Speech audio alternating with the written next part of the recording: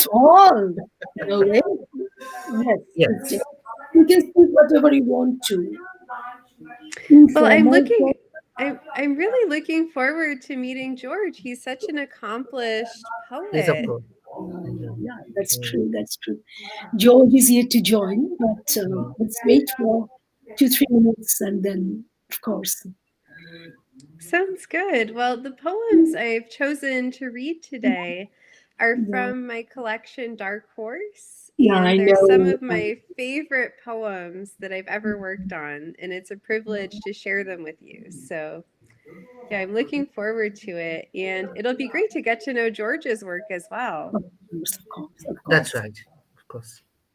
We will be very happy to have George with us. Mhm. Really, we are waiting for George. Mm.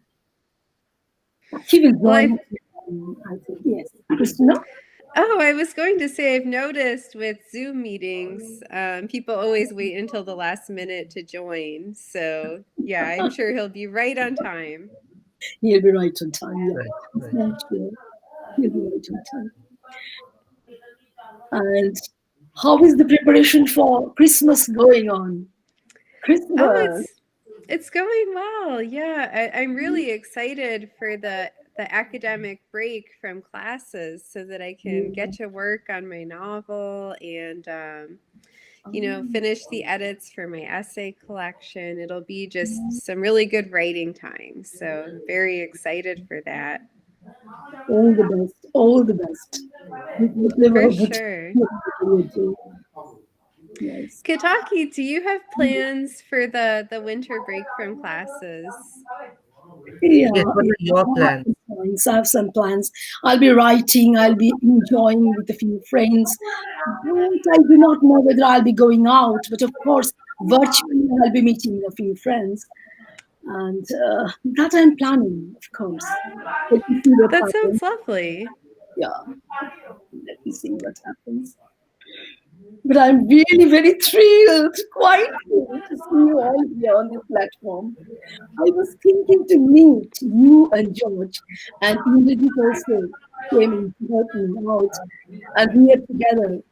And naturally, it's really wonderful to have you with us. You Yeah, too. I'm so excited and I've really enjoyed, in this moment of pandemic and protests and uncertainty, I've really enjoyed the way that technology has Yeah, invited a spirit of collaboration and Hmm. community even in these difficult times. That it yeah, has. That it yeah, has. yeah, Yes. That right. that was a remarkably, remarkable explosion of technology, I think. Yeah. That's true. So That's very much true. we were hardly using online teaching at that moment. I mean, Ketakadi and myself both being practiced in academics. So we were hardly teaching anything online over here at that point of time. But just in a week or so, we started taking online classes. So that was quite a challenge. Okay. Yes, and now we're habituated to taking Yes. classes online. Yes. Yes, Are we? But that is the question. we have to be. We have to be habituated. Perforce. Yes, we have to perforce. Yeah, Okay. of course. Mm, that's right. Force, no force. I've actually been teaching online for about 10 years Oh, I and I see. That's a love long time. it.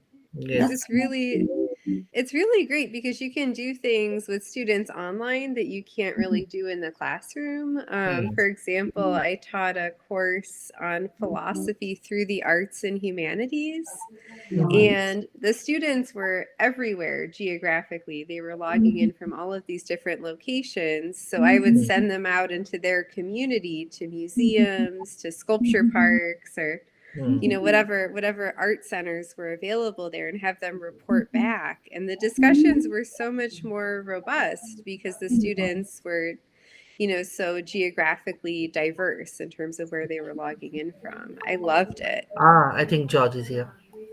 Oh, I see. Mm. Yes, good afternoon, George. There's good afternoon. You have to say good afternoon now. So we have how many? Three different time zones? Of course, Yes, we yes. have that. Hello, George. Good afternoon. Good Hello. afternoon. Good Hello. afternoon. Good afternoon.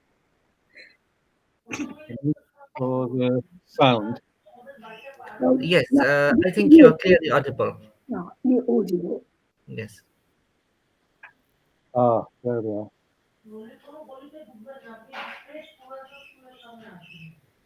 Yep, that's okay. So, But we can see your jacket. But Oh, yeah, I think now you can see yes, me. this is Maybe. better. This is better. okay, Yes. good, good, Yes. excellent.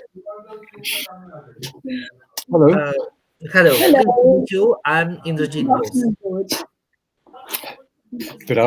Good afternoon here. Good evening to you there. Yes, Yeah, of course. good Good afternoon evening. in England Yeah. and good evening in So Kolkata. good evening, good afternoon. Good afternoon, good evening. Yes. So so we meet all of us, all three of us here, or four of us rather. Uh, All of I us. can see three of you on the screen, of course.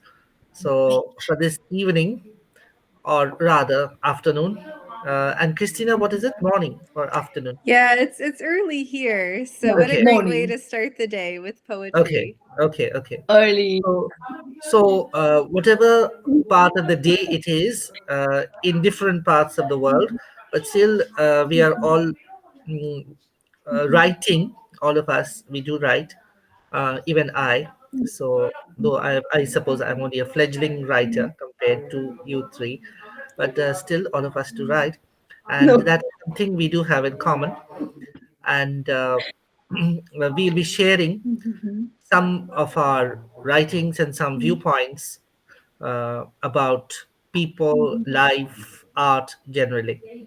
So this is really an evening of poetry and shared impressions, and we have all been looking forward to it very greatly.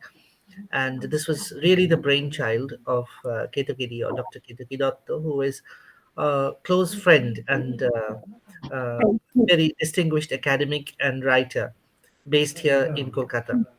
Thank you so So much. we are very glad to welcome Professor Darling and George Surtees. I hope George that is the correct and pronunciation. Kristina. Um, Yes, there is. Thank you. yes. So we are, Professor. very privileged to have you both with us here today in the program, and we hope that the mutual exchange that we have over here will be enriching for us as well as for others, those who view the program later. So, should we start? I think that really our Of fellow course. We panelists will. or participants really do not need any separate introduction as such. What do you feel, Ketu? Do you feel that a separate introduction is required? But that was already given in the program flyer that I had made.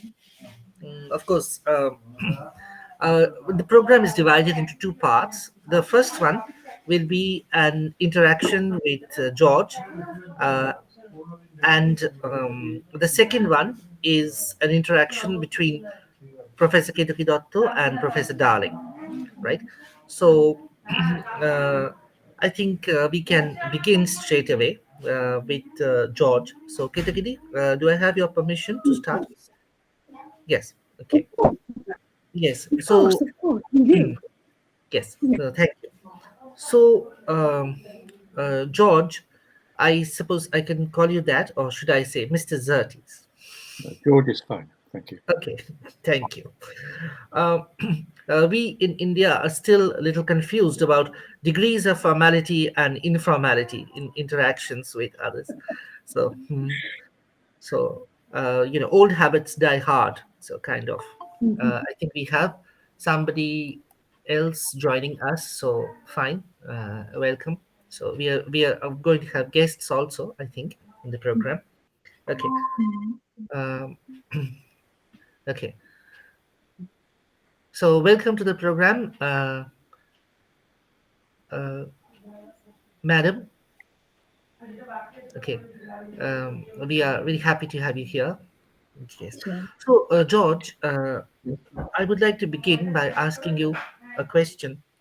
I mean, how do you see yourself as a British poet of Hungarian diaspora, or as Hungarian British, or do you think that these distinctions hardly matter? I've been all of those things at different times, or I've been called all of those things at different times. Yes. In fact, I've just had some correspondence this morning with an editor, and they described me as a Hungarian poet, and I said I have not written a word in Hungarian as a poet. Yes. So I would say Hungarian-born British poet, I suppose. I mean, I write in English, so what other language would I belong to? Yeah, Right. Right. Hungarian poet. Yeah. Right. So I think, but still, I think you have had a lot of interaction with Hungary over the years, and you have won some Hungarian honors and prizes as well, I think. So you know that, and I do keep reading your posts on Facebook as well. So I do think Hungary is still a very strong presence in your life, and you know it's there somewhere. Okay. Well, yes, I was born there. We left Yes. Hungary as refugees when I was just 8, and we came to Yeah. England. Hmm. So that was in 1956. Hmm. So I'd done some schooling in Hungary. Um, and then I went to English schools, and I Okay. went to English art school. But I returned to Hungary for the first time in 1984. I see. And at that point, I began to translate Hungarian. And I made very good Hungarian friends. I see. And the Hmm. condition of Hungary, um, right up to the present, Hmm. interests me a great deal. Right. Right. So Hungary was a part of the Soviet bloc countries, I think, in the 80s, and then after the dropping of the Iron Curtain, so again, you know, it has changed. The situation has changed over there, I believe. Well, we were there for most of the year in 1989, the Okay. year when the curtain dropped, so to Hmm. speak. Hmm. And some of my strongest memories are of that period, very intense Hmm. year.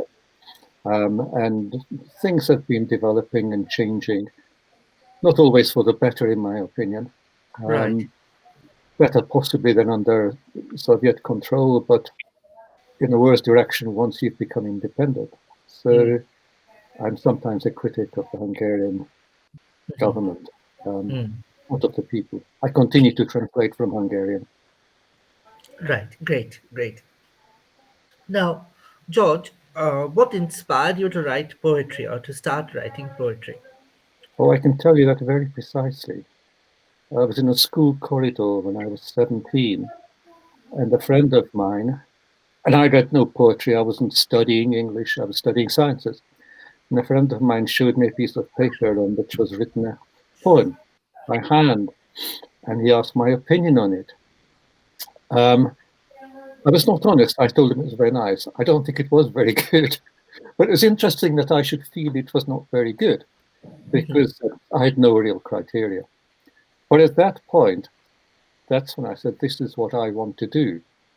And really, from that point on to the next day, I began writing notebooks and so forth. So something kind of latent must have been touched to me when I really thought poetry was a way of telling the truth. But I knew that the truth was something complex, and it wasn't something simple, the sort of things you say, or even the sort of things you will ordinarily write.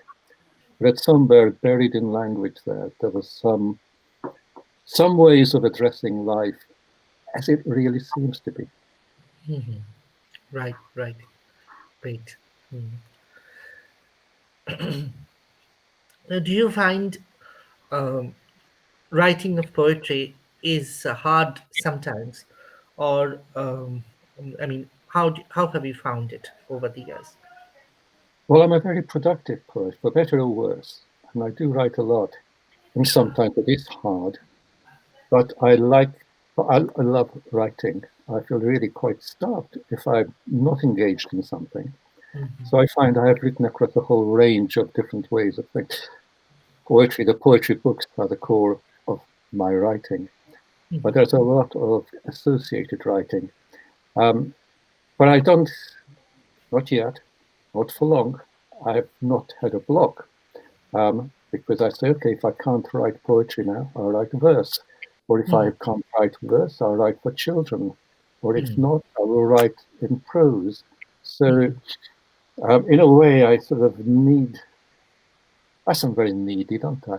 I mean, it seems as though it is so much a sort of sense of what life means for me that I try to, and once things begin to come to me, they come very fast. And I edit it afterwards. But I work to some degree, well, I'm a highly formal poet in many ways. I work on momentum.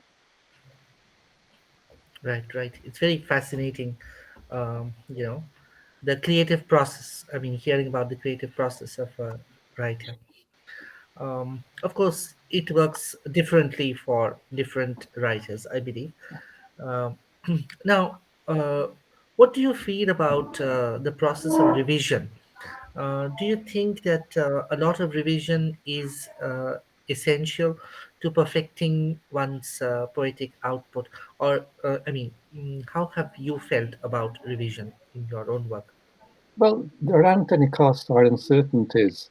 There's no 100% advice on anything Hmm. because sometimes you will write something in 5 minutes that'll be much better than if you struggled with it for 5 weeks. But there's no Right, guarantee of that. So I right. think you have to read what you have Hmm. written. Hmm. And when you reread, you must be prepared to rewrite.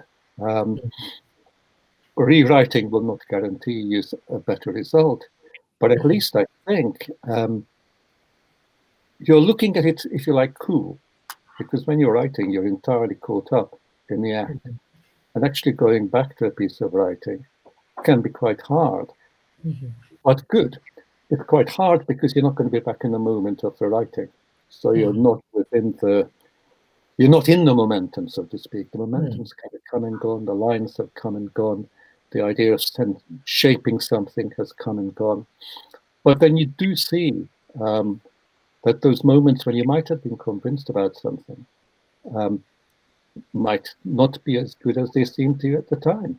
And I think, in a way, I taught writing for many years. I've stopped now. But I did used to revise. I said every time we write something, what we're doing is we're writing a draft.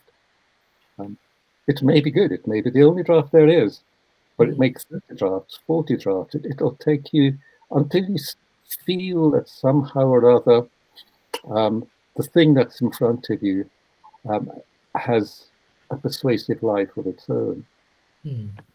That's right. That's right. Yeah, great. So, do you have any personal favorites among your works?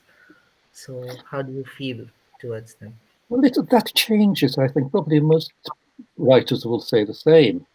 Um, there are, I think there have been periods in my life where things have come to me with particular intensity. That period in Hungary, that whole period through the 80s into the 90s, um, was very much a fired period. I couldn't go back to that. That's happened. That's been like that. You could go back to it, but you'd get something else. Um, but I think the rest of the time, one's favorites change with time. And, Right. so every time you write, you think, I want to write one of my favorites. But you don't know. Right. Yes, I think that's a very good answer.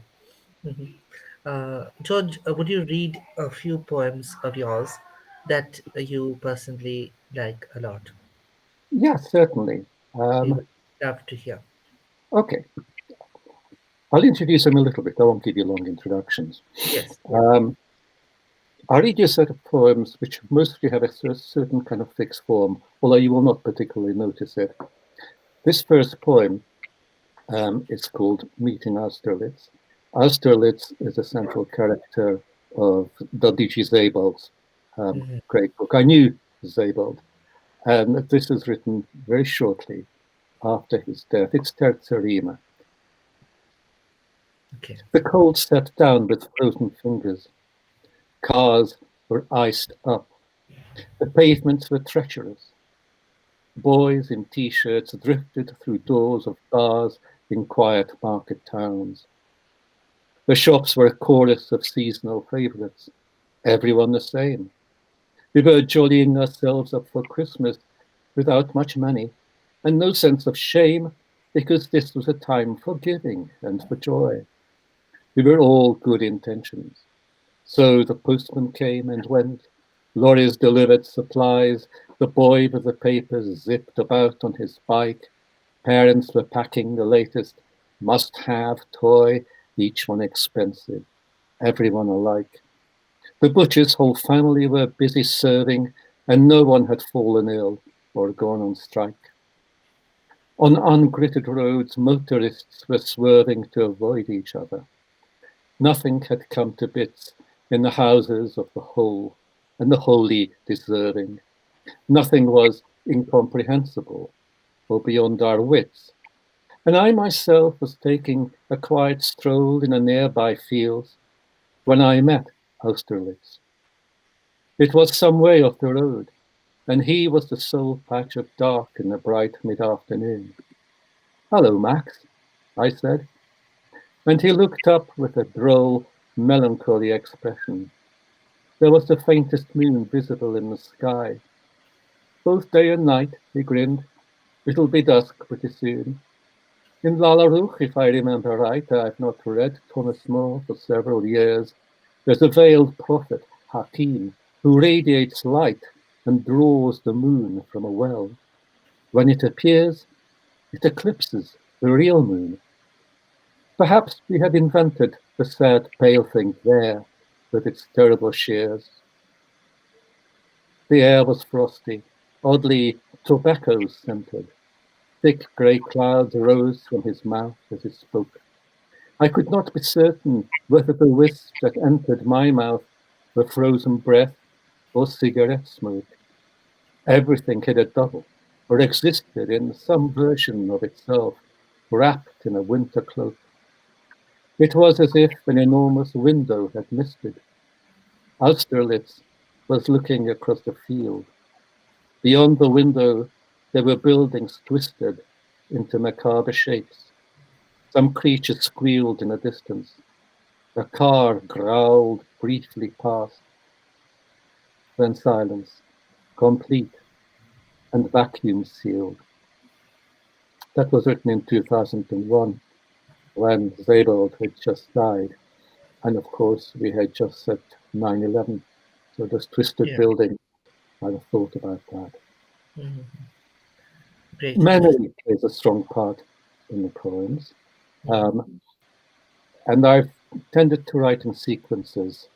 This is about remembering. It's from a long sequence which was about early family history. But this is about forgetting. You forget so much. Memory drops away, its phantom limb still waggling. Wipe the slate clean each time. Scrub like there's no yesterday. Your mother moves off with her intimate, disturbing odors. You run across the floor and hide in her lap, aware of your own weight. Outside are executions, show trials. The door opens on the operations of the body politic. There are crowds in the street who want more than you can give. There's a school. There's a stick and a carrot. A boy in a tracksuit weeps not into his cut sleeve and feels faintly sick, while in between the land that time forgot is blossoming into enormous flowers. Great fields you pass in the bus on a hot summer afternoon, the smell of ripe hours blousing into poppies, corn, and dark blue cherries, the sound of a dozen lawnmowers in a London suburb, pastures passed through, wiped clean and rewritten, fields without number or name, like a foreign place you never knew, the smell of flesh you cannot quite remember. Those are both poems from the collection Real. And part of it is in Budapest, part of it is in England, the latter half of it. This is a sonnet, also about memory, but it's called Venice, and it's about remembering Venice. Because there's nothing that will last forever, except perhaps ideas. I think of cities, Vicenza, Verona, Venice, clarities enduring for a while beside some river rolling through them, or a crisp, sour sea lapping their feet, lost in a freezing fog, exquisite in the ice.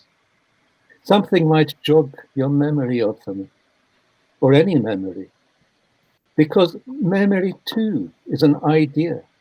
You think rationally, but you feel your thoughts and watch them rise. Byzantine, in a square heavy with cupolas whose breasts are bare ideas of breasts that no idea supports. Canals, black water, waking dreams, rough drink. I'll read another, and if you want me to continue, tell me, and if you want me to stop after this, I will. This is a poem called Esprit d'Escalier. Esprit d'Escalier, people might like to know, happens when you're in a conversation with somebody at some event, and they say something, and you think, oh, there's an answer to that, but you can't think of it. And it is as you're going away, descending the stairs or ascending the stairs, suddenly it comes to you, the answer you should have given. I had a dream in which I was talking to myself, I sometimes do, and I remembered a man on a bus who was at the top of the bus, and he was alone, and he was talking to nobody at all. And the thought came to me, who is it that we talk to? Or who would we talk to if we could? Or what is it that we should have said when we could have said it, but we didn't? This is Kristina. Suddenly there we all were, talking together, but not to each other.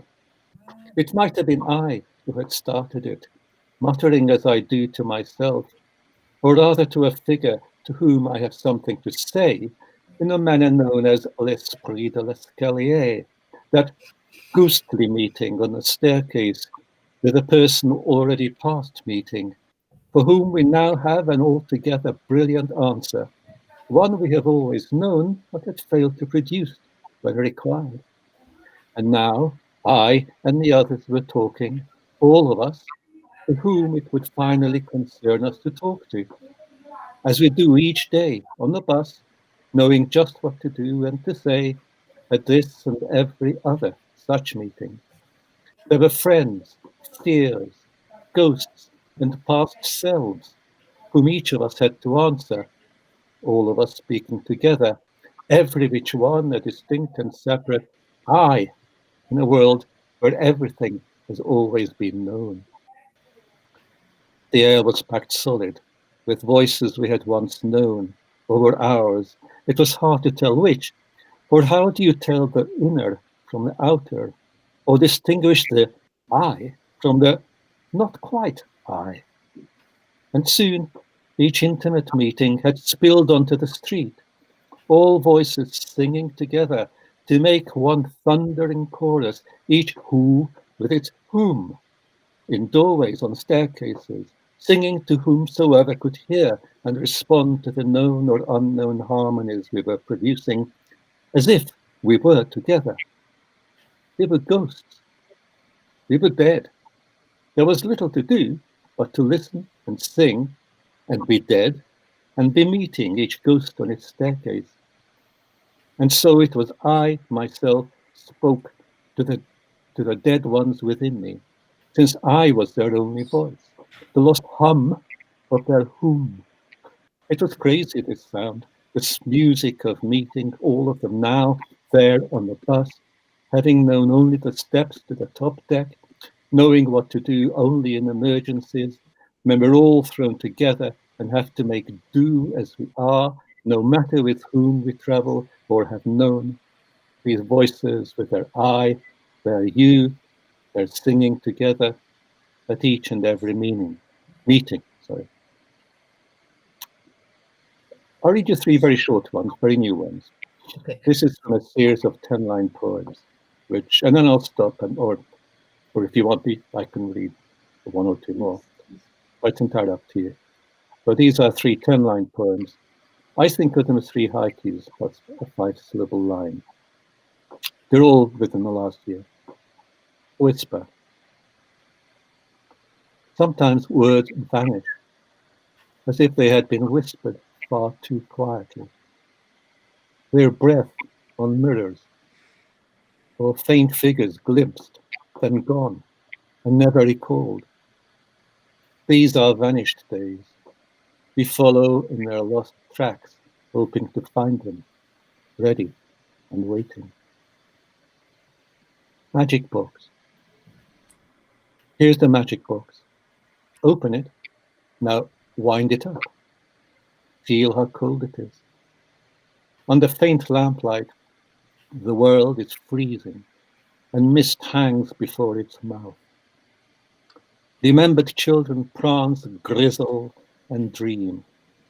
Their lives are wrapping paper, just coming undone.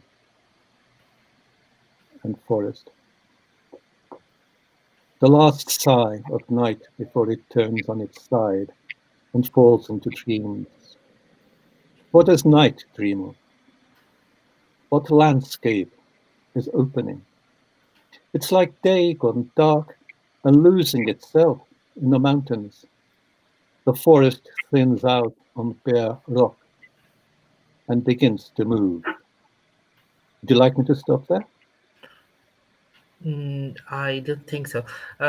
It's so fascinating to hear you read, and I'm not just giving you a compliment, but that's what I really feel. It's almost like we could hear you going on for hours and hours together. You don't want Yeah. that. No, but still, since this is an interview after all, so I will, ask you a question or two now before you read anything more. You see, I was particularly struck when you said that you had been using Tetsuraima in the first poem that you read.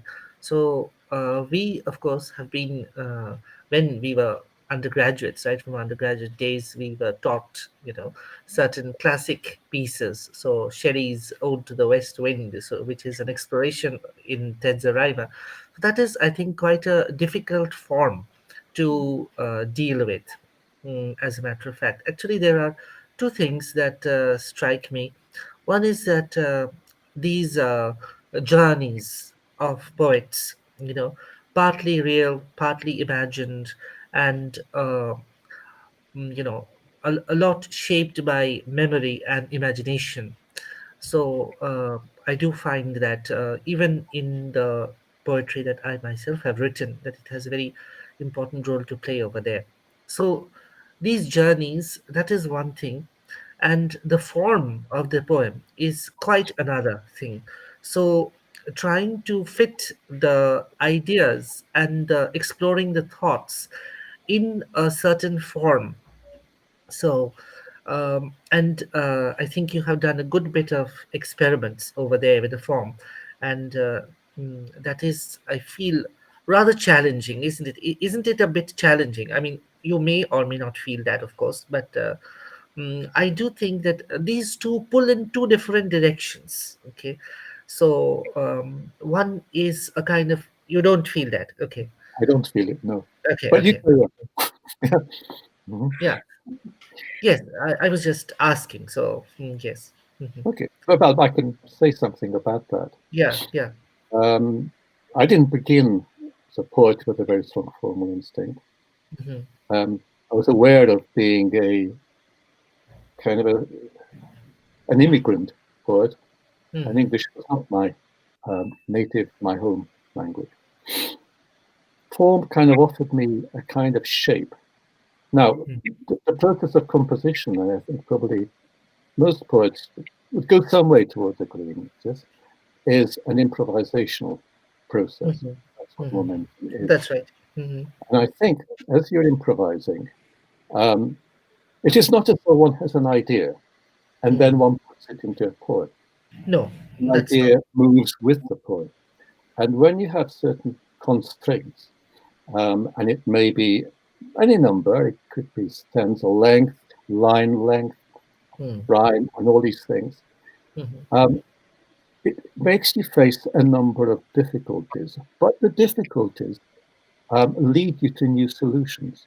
mm. So Right. when you've got to lines 2 or 3, and you know you've got to do certain thing in line 4, Mhm, you know you're already beginning to do it, not even fully consciously, in line 3.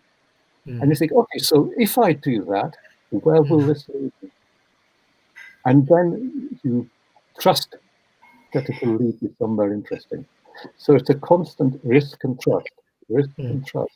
mm, It's a kind of constant improvisation. It doesn't strike me, not now, probably at the very beginning, sometime in the mid 70s, it struck me as a difficulty, but a difficulty I felt obliged to face for many right. reasons. Some of them are personal, psychological, who knows? Mhm, But now this seems to me a rather wonderful way of being shown possibilities that working without something that prods you forward might mm, not have. Um, mhm, it's what I love about it, and I don't do it all the time, but I've done it most of the time. Is that it where it has taken me, I have felt to be new territory.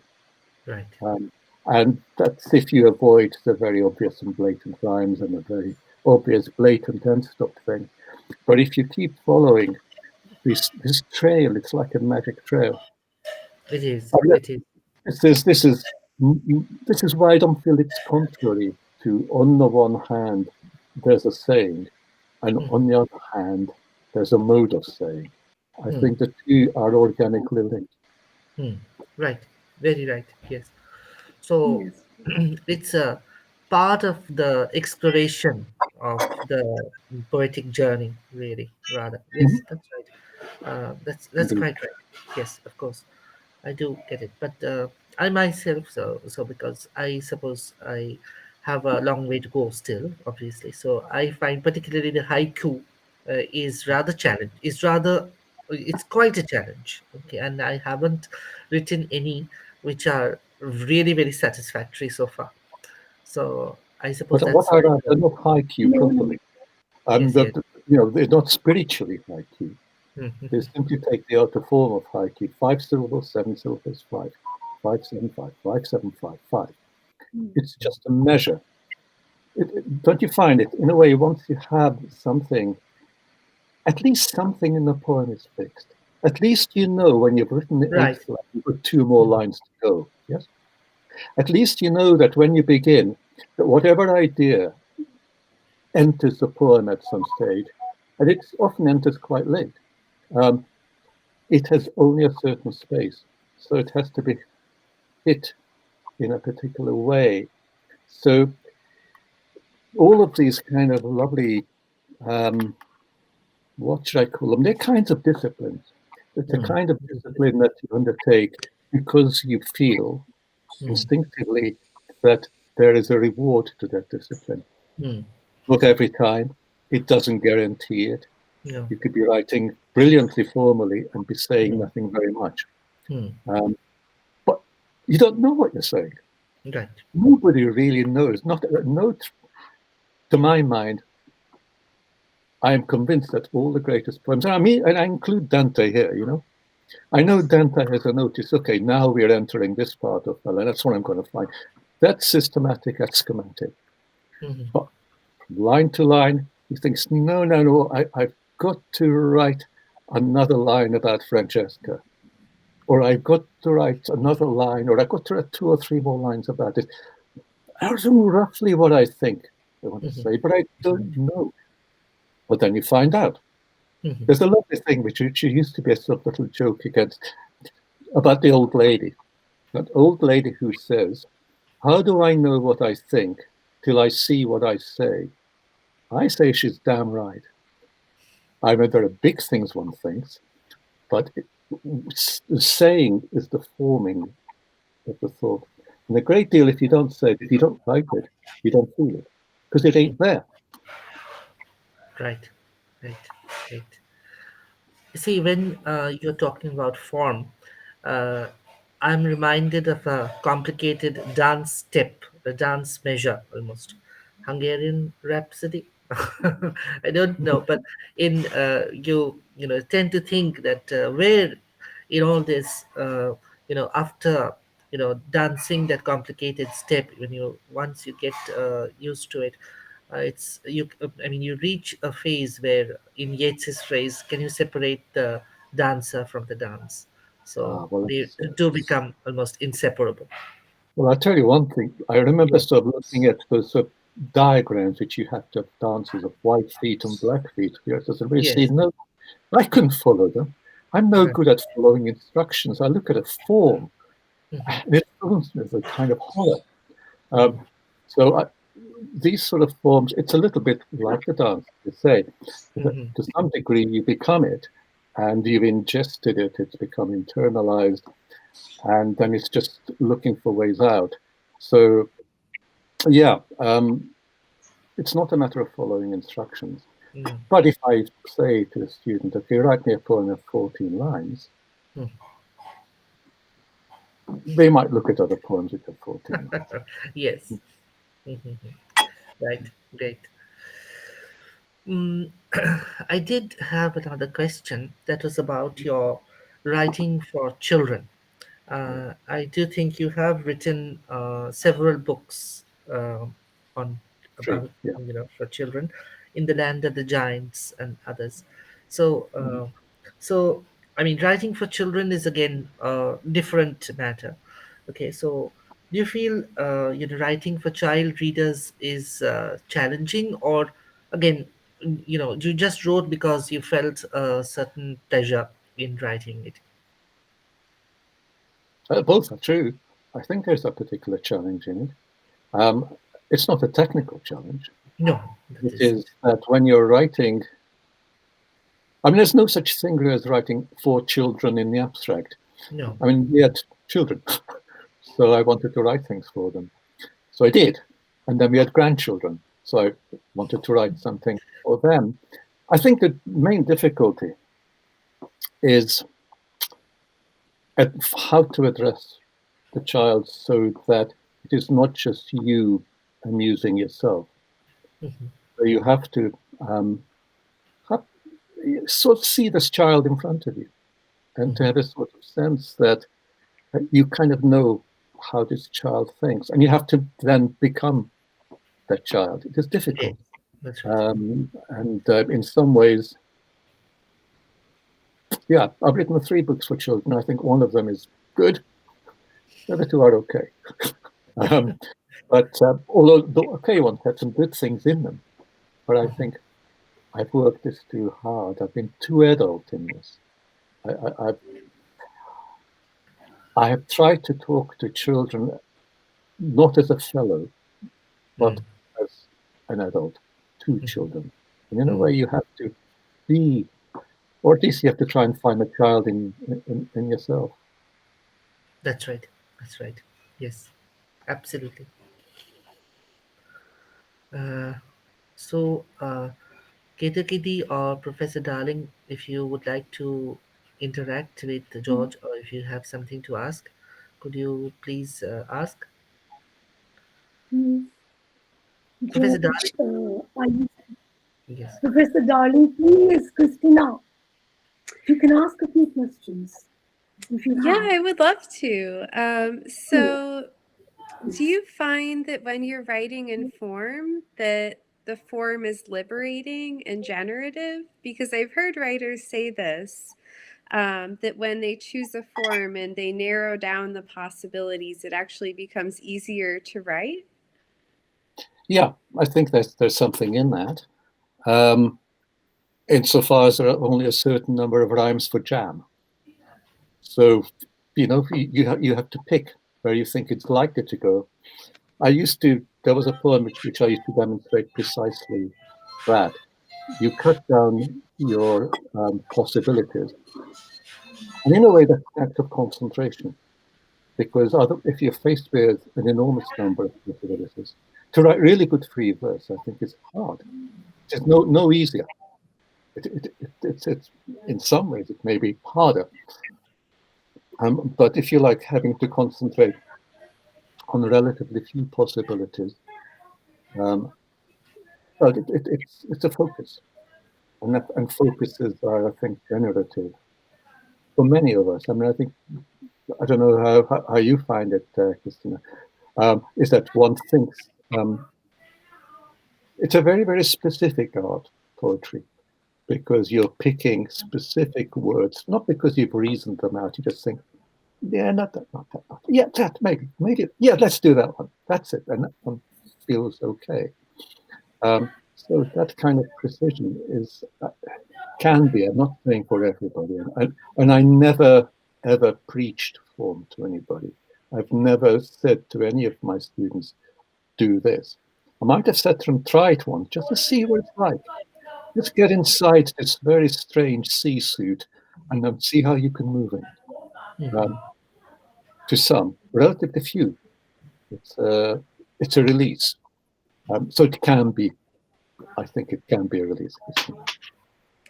Yeah, no, I completely agree. And I was going to add there's a collection of experimental sonnets by a writer named Karen Volkman that I return to again and again. They're actually perfect Petrarchan sonnets, but the sonnet is a very logical form. There's always an argument being presented and in a specific structure and all of that. But Volkman's sonnets, there's no lot. They're completely illogical. And so she's critiquing the form from within its own structures and its own confines, which leads me to another question. Do you answer that one a little bit, because you've prompted it. I'll pick the question up in a second. I was going to say, the thing I find with all form, it's form under tension is the only form absolutely worthwhile exploring. So form on the point of breaking or cracking. So it has its own internal critique going on. But I know the poems you mean. Yeah.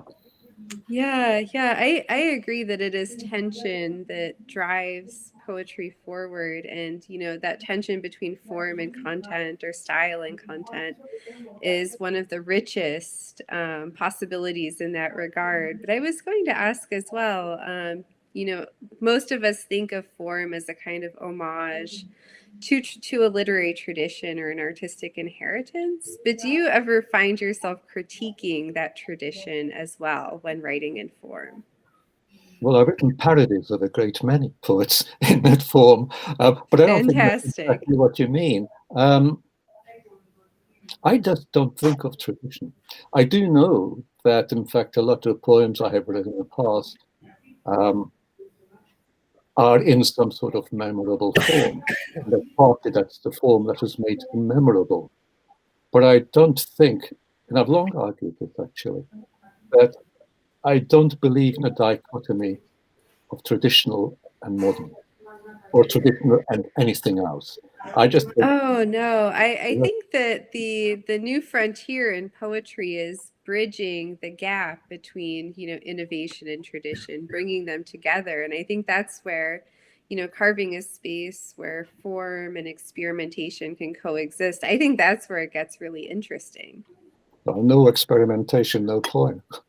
I think agreed. all good poems are experiments. We made experiments in this or that form. And it's interesting with the sonnet, which is, I think, the longest lasting single form since we had it introduced. Well, Chaucer introduced it into English. And it's lasted. And we've had this discussion sometimes. Why has this 14-line, mostly 14-line, there are 16-line Meredithian sonnets, there are curtal sonnets, all kinds of things. But as you said earlier, it's a space in which one or two things, usually not many more, one or two things can happen. One or two changes, switches of direction can happen. And I mean, it's common in, certainly in all European languages. I know we share a basic classic tradition, although the sonnet isn't from classical Greece or classical Rome. But I think it has been around so long that it can be beaten about a good deal, and it'll survive, and it will, if you like, live in tension almost with itself as a precedent. Yeah, I completely agree. And it's fascinating too to see, because the sonnet has such a predominantly masculine heritage. We have Chaucer, we have Petrarch and Shakespeare and all of these canonical men writing sonnets. It's interesting to see that tension unfold as feminist poets begin to offer their own take on the sonnet form. There's a wonderful book of sonnets. They're actually erasures of Shakespeare's sonnets by Jen Bervin. But yeah, I love that tension, right, between Well, plenty of form men and did write here. structure. I mean, one of the most well-known is Elizabeth Barrett Browning's sonnets from the Portuguese. Okay. And just as there were a great many more men in more or less everything, because that's just the way history was working. That doesn't mean that women didn't write sonnets. But there's an interesting argument. What was the name of the anthology? There was an anthology in America of women's formal poetry. And it used, the title was from a line of Emily Dickinson. Sometimes the formal feeling comes. That's the line from Emily Dickinson. And it was put together and included people like Marilyn Hacker, who, I think very highly of as a poet. I love her writing. Yeah, there's also an anthology coming out from the University of Iowa Press. It's not out yet, but I'm really looking forward to it. It's called Sonnets from the American, edited by Dora Malik, who's a wonderful, innovative poet and just an impressive thinker. Well, I'd be interested in that. I'm always For interested in sure. these things. Yeah, it's just, I remember the time when people talk about écriture féminin, where people Oh, said Helene they're Sixou. an Very essentially true. different thing. Um, and I'm not quite sure where that went entirely. I think, in a way, that there's a great deal of overlap, and there are a great many female poets in this country, winning most of the prizes actually, and some of them are. But I wouldn't, apart from, how would I possibly begin to distinguish? It's very interesting. I would have to look really, really hard to try and sort of distinguish just by reading a single poem, putting aside subject matter, traditional subject matter.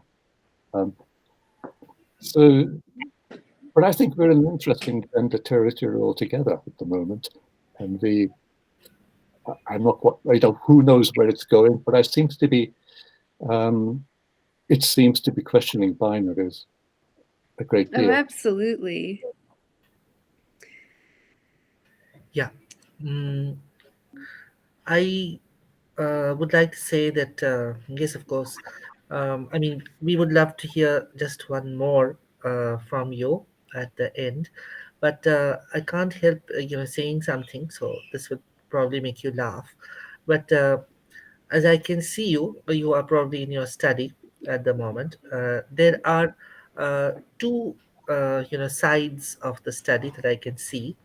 To the right, behind you, I can see there's a bookshelf. Okay, it's stacked with books and files. Okay, so that's the scholars or the poets, study.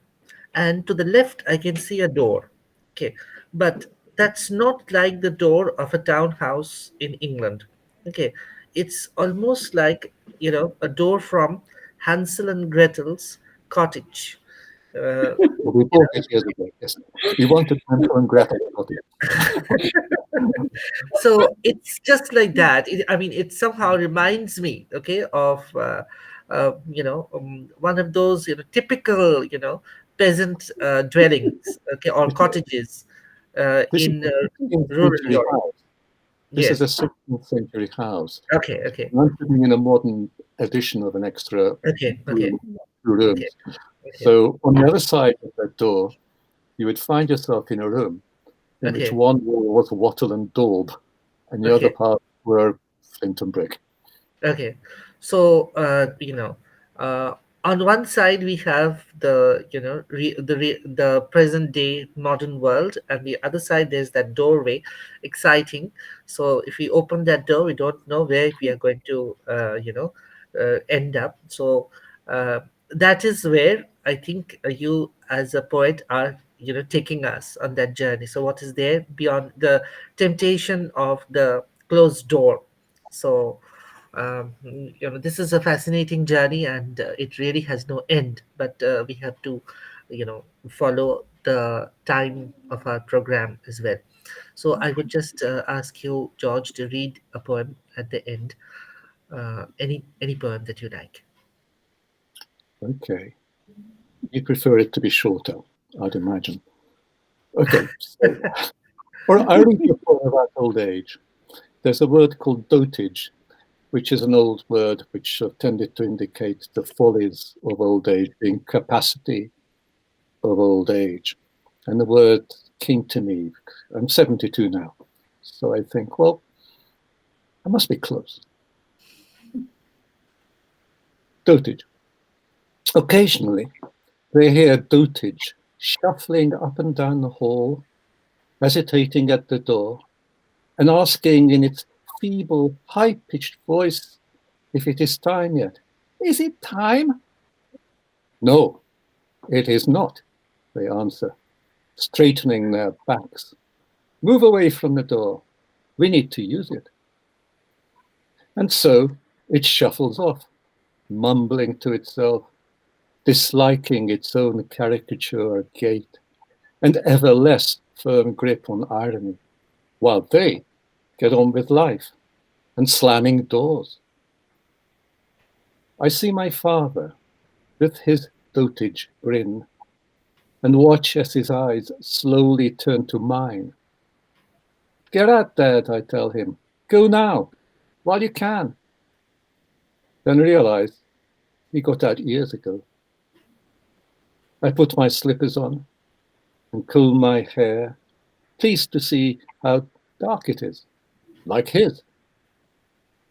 There are doors leading to other doors, they say, forgetting now to close them. Thank you. That was Thank you so lovely. much. Yes. Thank you very much, George. My Thank you. Thank you for asking. Thank you, Indrajit, for Yes. interviewing George. Thank you, Ketakili. Thank So you. thank you for leading us on this fascinating journey and bringing in the doorway as well. So yes, so we are opening the doors of perception, so to speak. So Yes. thank you, George. It's been a real pleasure Indeed. interacting with you and hearing what you have to say, and also hearing you reading your poems. It was a great pleasure. Thank you Thank so you. much for being with Thanks. I'll us. stay around and listen to Kristina. Yes, Yeah, sure. Kristina Yes. is there. So now over to Ketakili for the Yes. interview with Thank you Kristina. very much, Indrajit. Now, Christina is there, another poet, another journey of mesmerism, where we are going to lose our hearts, where we can speak, but the words will fall like pearl from the mouth of Christina to regale us with something, perhaps, which we cannot deny we will welcome. Christina Mary Darling, Professor Christina Mary Darling, is not just an academic, but she is a public speaker, she is a publicist of books, she is a publisher, she is a poet, she is a literary critic. So many things on my plate. Now, which one should I pick up? Okay. Real Jesuit author. She had written a book. It dropped on my lap one afternoon. I was flipping through the pages. Gems, treasures, all fell on my lap. I took one after another. I started reading, and something new at every moment was popping up before my eyes. I was mesmerized. You talked about uncertainty there. And that uncertainty I find in Jane of Dark Horse. Dark Horse is your collection of poems which I have with me. But I won't be reading any poem from that book. We will be reading, of course. We will love to listen to you. Now, there I found Jane, a woman to be very much undaunted, courageous, and at the same time, she was trying to put up with a co-wife somewhere or a woman her husband had fallen in love with. There I was thinking of Streel Potra of Rabindranath Tagore, the Nobel laureate from India. Perhaps I talked to you about that in the last interview, which got published in Maggie's journal, Compulsive Reader. And you said that, yes, perhaps I haven't read Tagore, but yes, Jane is a creation of my mind, and Jane is there. I think Jane is there at some corner of the world, maybe in India, maybe in America, maybe in Hungary, maybe in England, but Jane is there. And do you find any uncertainty that we can dovetail with Dark Horse? Because you talked about uncertainty pages after pages in your real Jesuit author, the book which I had read last time in April 2020. And I was really mesmerized by the new ideas, the novelty of the ideas which you catered to the readers. So, if you could tell us something about the journey of Christina Mary Darling as a poet, Christina Mary Darling as a publicist, Christina Mary Darling who forces me on to write reviews of books which are sent to me online, and I can't read online because I have very weak eyesight, yet I try to write. Now, please talk about your journey as a poet and, of course, Well, thank publicist.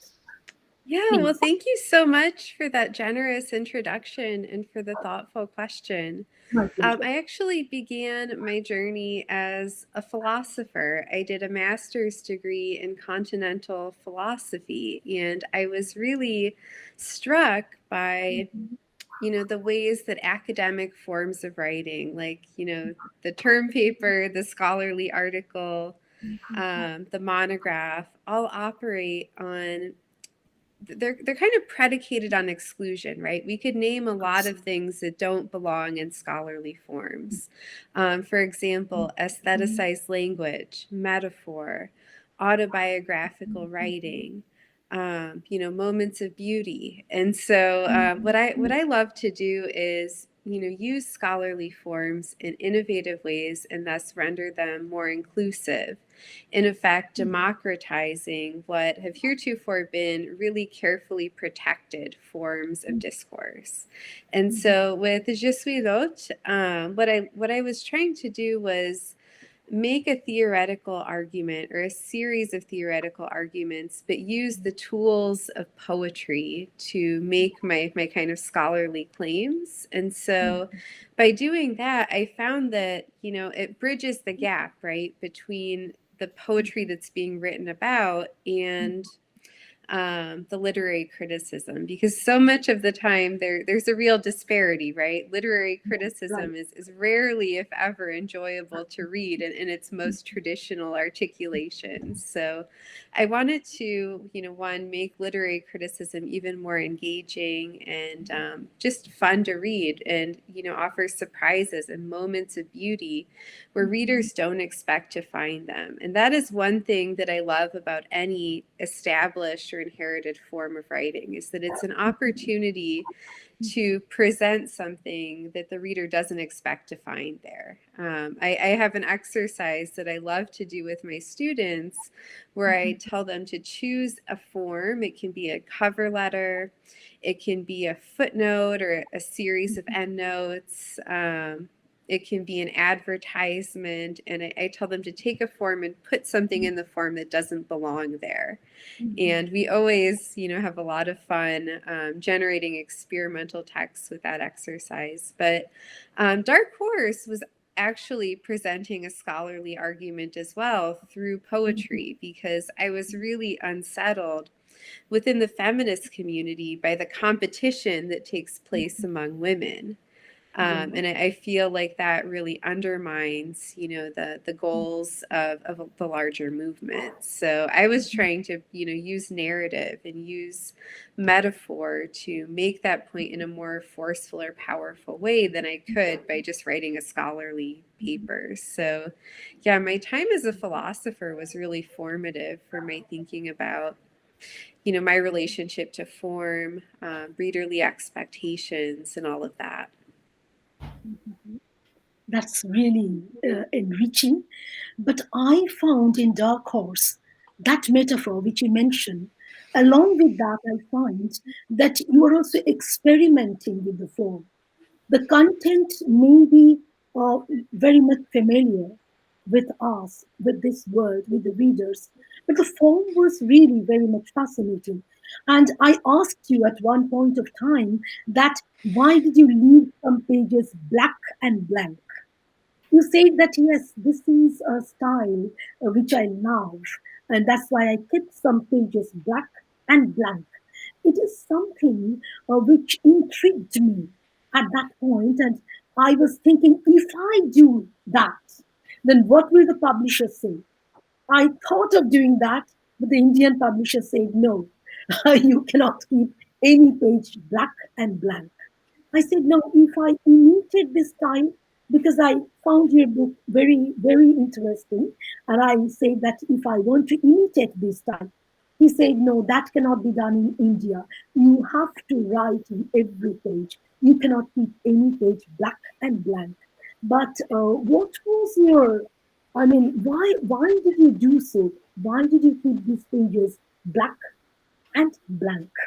If you could elucidate a bit. Yeah, that's a great question. I'm glad you asked about that. I was really inspired by the writer Jeffrey Pethybridge.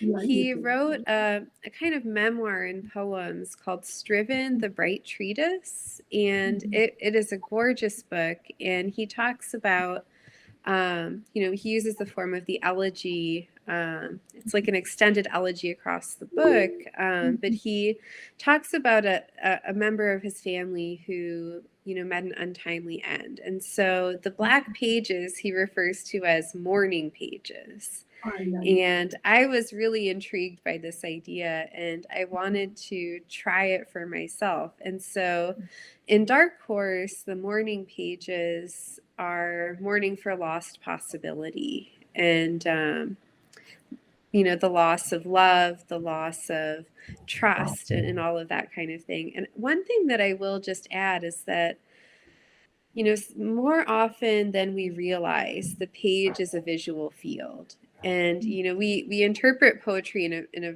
visual way, yeah. even when we really don't realize it. So I wanted to, convey that idea of mourning, but also unsettle the reader and render them suddenly and startlingly aware of the expectations that they bring to poetry.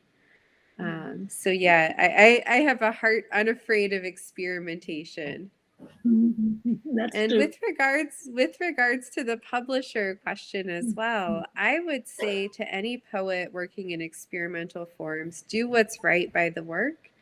And if the publisher shares your vision, they will find the printer or they will find the designer who can execute that. So, yeah, as a publisher myself, I love work that pushes boundaries, that uses the page in a visual way.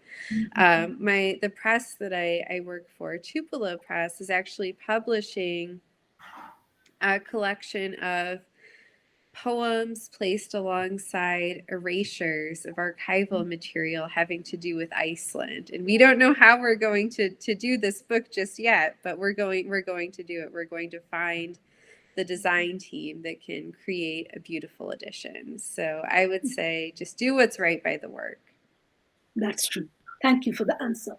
But one question is there. You see, Shelley once said, Percy, B.C. Shelley, you have a book, Percy, I think.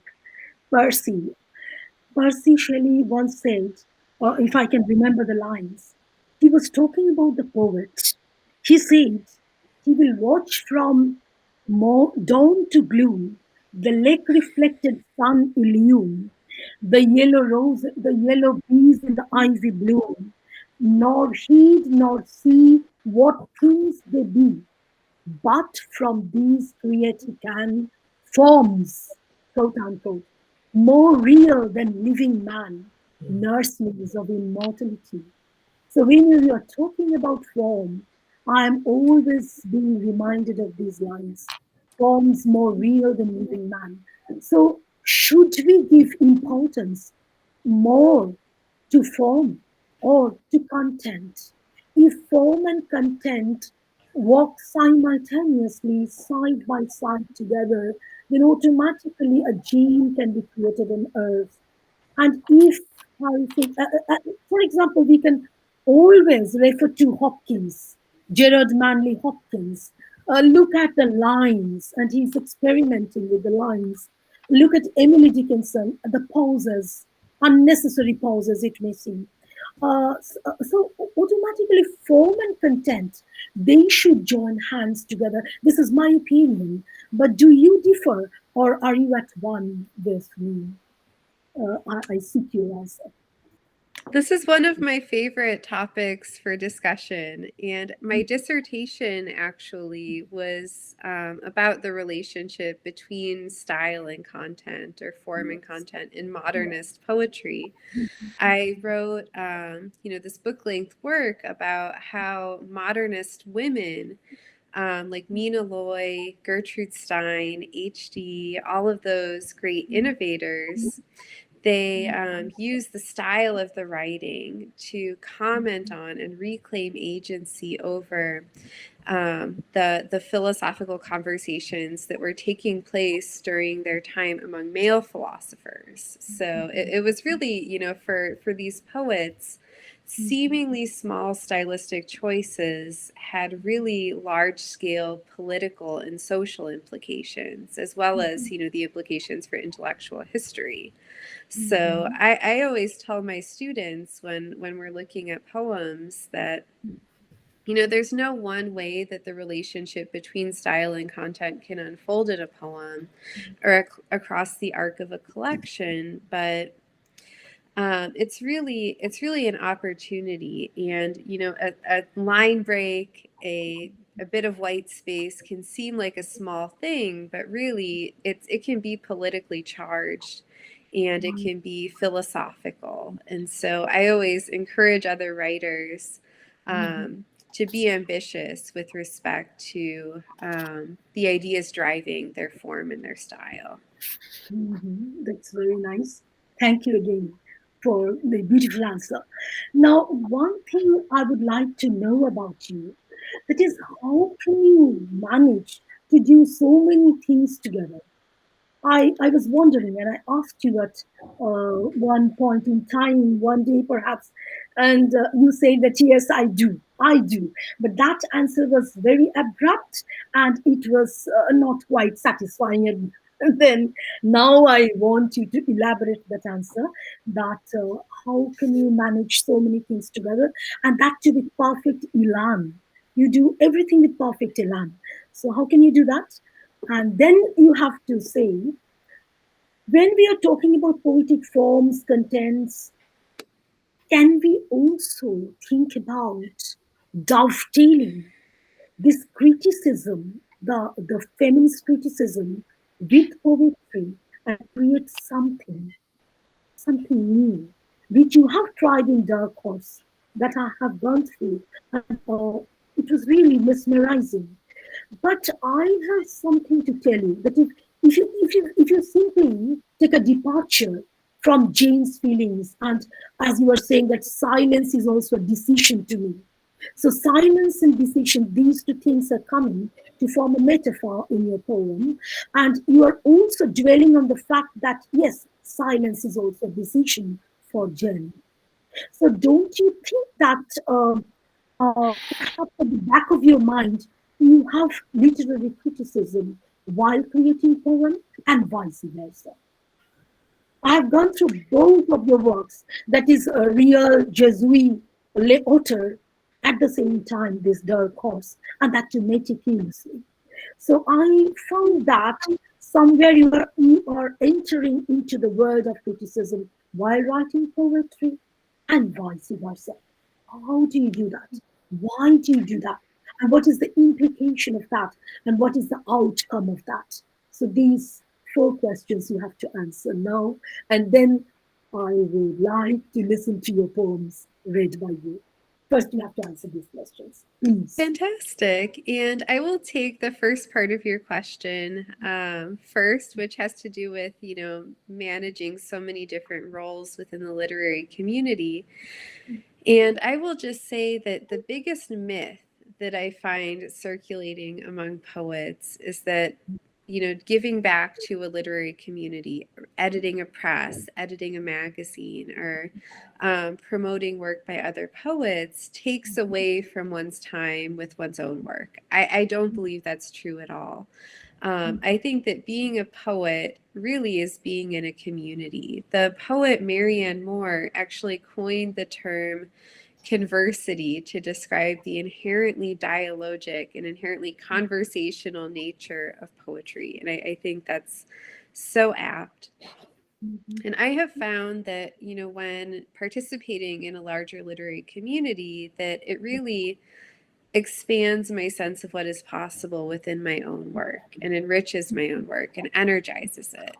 For example, when I was a PhD student at SUNY Buffalo, I edited a small press. We just published one book a year. It was called Noctuary Press, and we specialized in writing by women that exists across, beyond, and in spite of genre boundaries. And so what I found was when I went into this editing project that I thought that hybrid writing by women and non-binary authors was just one thing, but just reading the submission showed me the incredible multiplicity and the incredible possibility within that seemingly small, like tiny subgenre of writing. And so, I can't tell you how many times I picked up a literary journal when writing a review, or I was, just going through review copies for Tupelo Quarterly, and I'll say, oh, I didn't know I could do that. So I think that, giving back to a larger literary community and, lifting up other poets is actually liberating and brings a new sense of possibility to one's own work. So yeah, if there was no larger literary community, there was no editing, there was no publicity, I probably wouldn't be writing. I think it's always easier to speak when you have another voice to respond to or enter into dialogue with. The philosopher Adriana Cavarero actually made this argument that voice, especially poetic voice, is inherently social. It's inherently dialogic, and it's socially constructed. So yeah, you need those other poets. Long story short. But I think that it's very interesting that you are asking about the relationship between literary criticism and poetry in my work. And that is one of my favorite things to think about, honestly. What I have found is that every poem is a response to or a deconstruction of what came before one's own voice.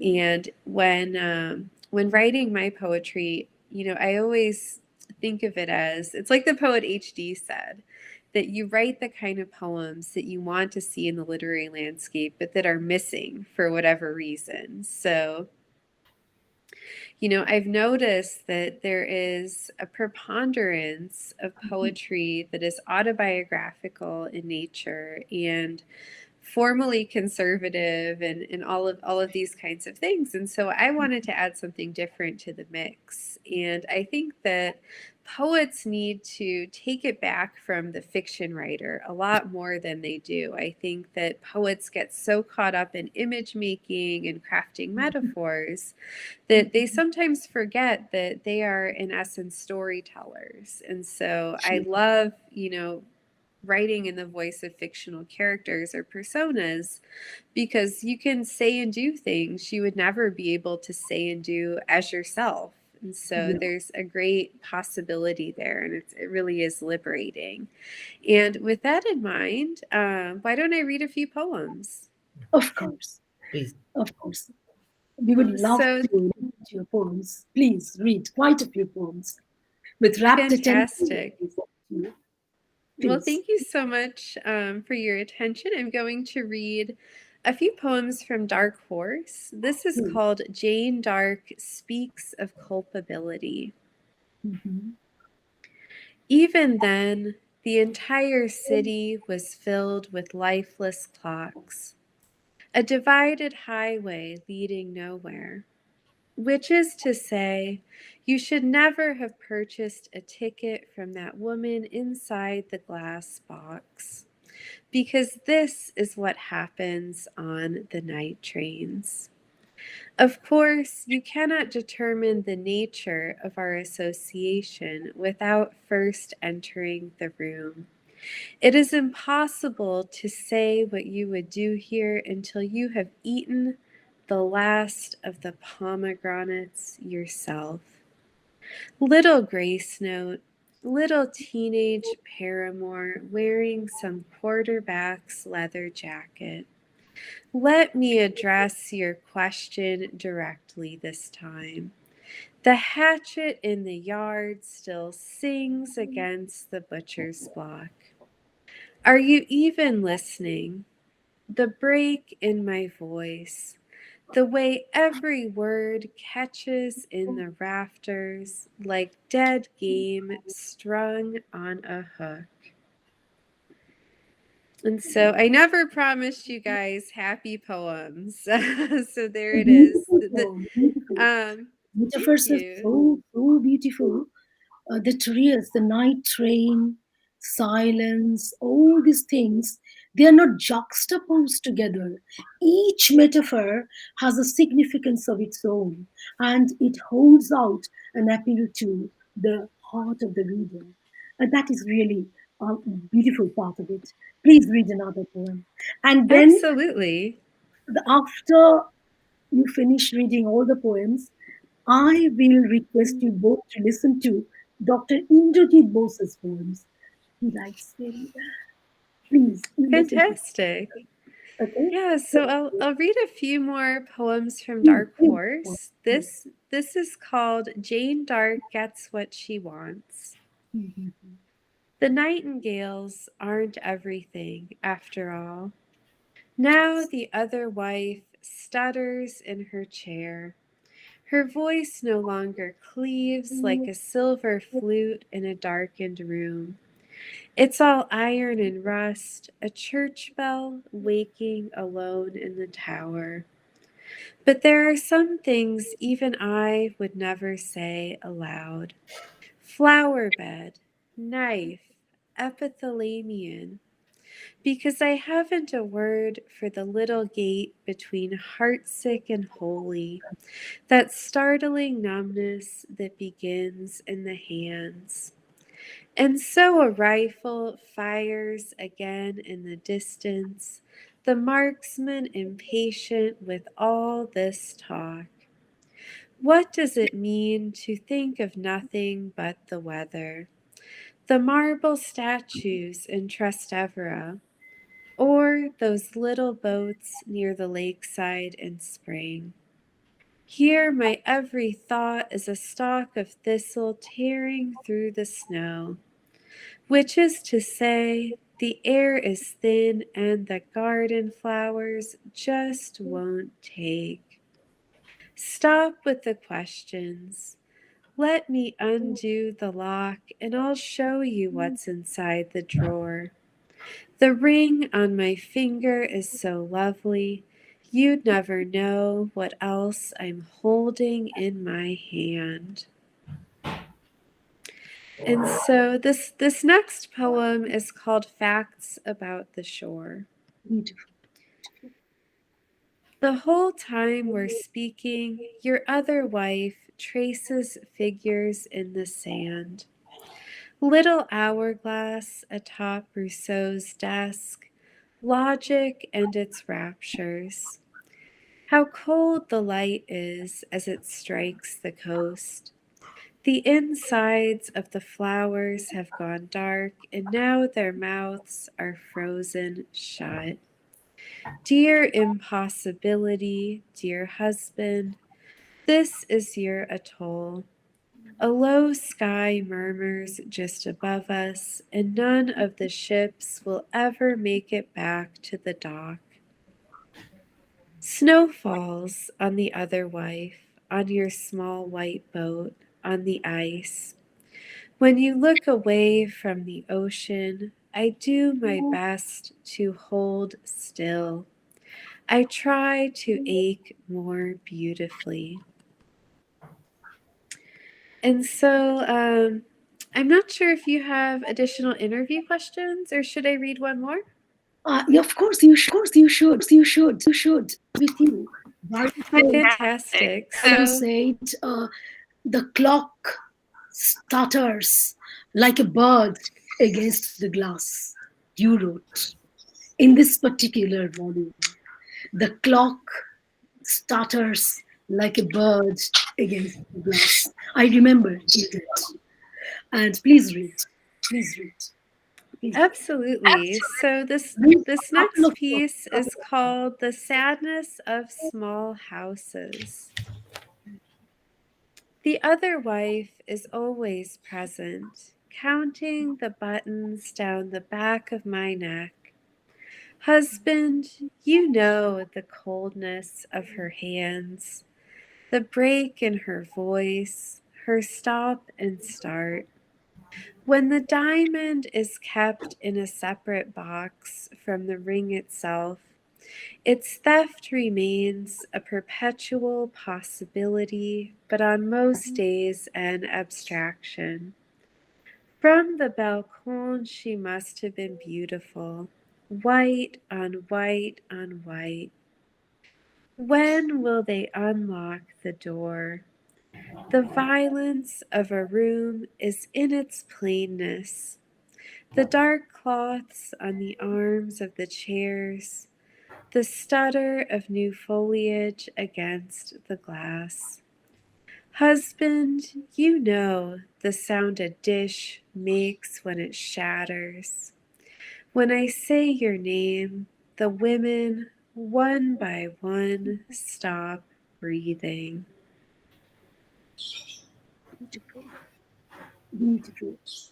Sadness rings to the lines, but they talk of life.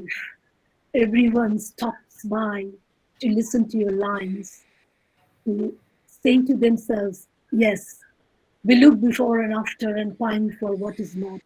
Our sincerest laughter with some pain is taught. Our sweetest songs are those that tell of saddest thought. Thank you. But please carry on, read a couple of poems more. Yeah, most Please. definitely. So this is called For Once, Jane Dark Defines Violence. In order for the trick to work, you can't just linger over the woman's hair, or the sound her nails make as they strike against the wood. Husband, you know the spell that's hidden in her wrists, the cruelty of each one of her dresses because she fastens them with a hook. Which is to say, you must make a decision not to think about the other rooms. The cabinets snap shut, and when the little door opens, there is a murder in every glass. That night we met, I imagined our house differently. Now I've started another fire, but nothing seems to warm the floor beneath my feet. Husband, there is a word for this kind of guilt, and it sounds exactly like your name. Beautiful motive, light blazing in the courtroom. Remember not to speak of her, even when you are alone. You never know who might be listening on the other end of those wires. And so I think I would like to also read a few newer poems. Please, These please. Yeah, so these pieces are from a collection of prose poems that will be published by Salmon Poetry in 2022. So, yeah, long ways off. So, this is a sneak preview. This is called I'd Have Worn Anything for the Portrait You Had in Mind. My voice carries differently in such an empty room. Here I can only stand at the window, mouthing words like desire and weaponry and accident. No matter how beautifully my lips form the O in Rome, I know he will keep walking. An unacknowledged violence, a sea. When we first met, boarding a ferry at the end of summer, I had imagined each of the devotions differently. Now the lights in the harbor darken like a kiss just below the ear. Or, as they say in the provinces, Bonjour Tristesse. I speak his name and the coastline swerves left. And so this one is from the same collection. It's Okay. called Your Mouth, the Center of the Star. Okay. Wrapped in swansdown and silk, I was becoming smaller and smaller in his hand. He was the impossibility of a shoreline. Who can remember how many times we'd tried before? I wanted to be that cut glass city greeting him on the other coast. Frostbitten, shivering, he moored the ship one last time. Above us, snow sealed the window in place. What waited beneath a patch of ice was its light. Beautiful. Thank you so I much. find And I find romance in every line. I find beauty and emotion, beauty and an irresistible appeal, all are intertwined with each other in your poems. Beautiful. And all the best for your new collection. Do you have any message for the young readers? If you have, please tell us. pardon me? Do you have any message for the young readers of these times? Any message? Absolutely. Yes. So my advice to young poets, young writers would be to be a good literary citizen and give back to the literary community, give back to other poets, give back to other writers before you ask for anything for yourself. I found that when I was first starting out as a poet, writing book reviews was really an artistic apprenticeship. And I not only did I, have the opportunity to champion the writers that I loved, but it taught me a lot about craft and it pushed me, especially when reviewing books that are much different from my own work. It pushed me to think through why I write the way I do. It challenged my aesthetic in a way that refined my thinking. So to young poets and young writers, I would say to support others, give back, and literary citizenship is just as important, if not more important, than one's own work. Beautiful. What a selfless message. If every writer could have been like this. Really, thank you for your reading, for your observation, for this interaction. And now I will request Dr. Indrajit Bose to read a few poems from his book, new book. You please tell us about your book and you read at least a couple of poems. Okay, no, And then I I'll read one poem. thank you, Ketakide, but I think we don't have so much time to read so many No, we poems. have If 5 we minutes had, or if we so. had world enough and time, okay. Please, So at least one poem you can read. yes, I will read one. This book Please, please. is titled "Lost City Symphony," and Yeah. it came out a few months back. But the poems in this book I had been working on for many years.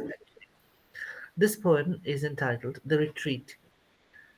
I dreamt of a small cottage nestled in the pine scented hills, an abode for my writerly solitude, waiting at the bend of the road of my long, long trek. Serene, it beckoned me with infinite hope. The thought of it brought a breath of pines and deodars into my book littered room. I sniffed with delight and plunged into my watery maelstrom, unleashing my creativity. Disregarding the penumbra of unpoetic everyday life that vexed my waking hours, the clatter of printing presses, the din of traffic, the raucous cries of sharp beaked crows, I spent many happy hours arranging and rearranging in my mind its cozy comforts. A pine wood desk full of edited copies, a kitchen with a steaming kettle, an open veranda with a view of the mountains, bird calls, books everywhere. I saved up my slender royalties and the long awaited checks. I bought my piece of land. It took 2 years, many trips, and a lot of hard work to build that house in the hills. Finally, I had my heart's desire. Or had I? For there was trouble, and the hills were burning. In despair, I watched the friendly neighborly faces turn into masks of hatred.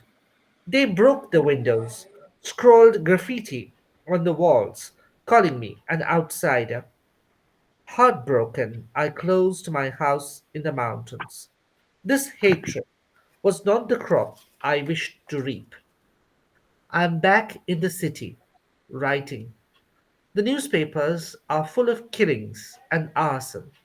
I shudder and close my eyes.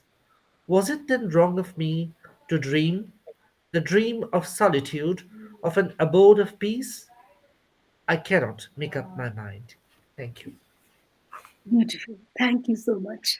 Now, I'm going to read just one poem from a collection, Urban Reflections. It's photography and poetry in dialogue with Wilfrid Rossert.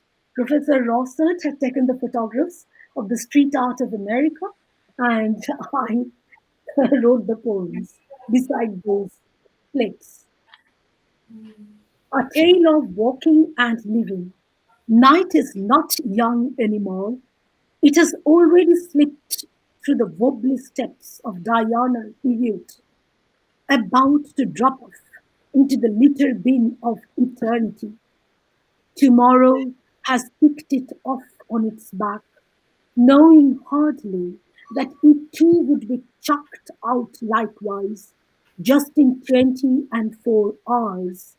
The baby boy who whimpered and screamed loud thereafter in a chagrin to be brought in this goddamned, godforsaken terrain, implicated, nondescript, had just one feature in common with the baby boy who cried out on a December night on a straw duvet.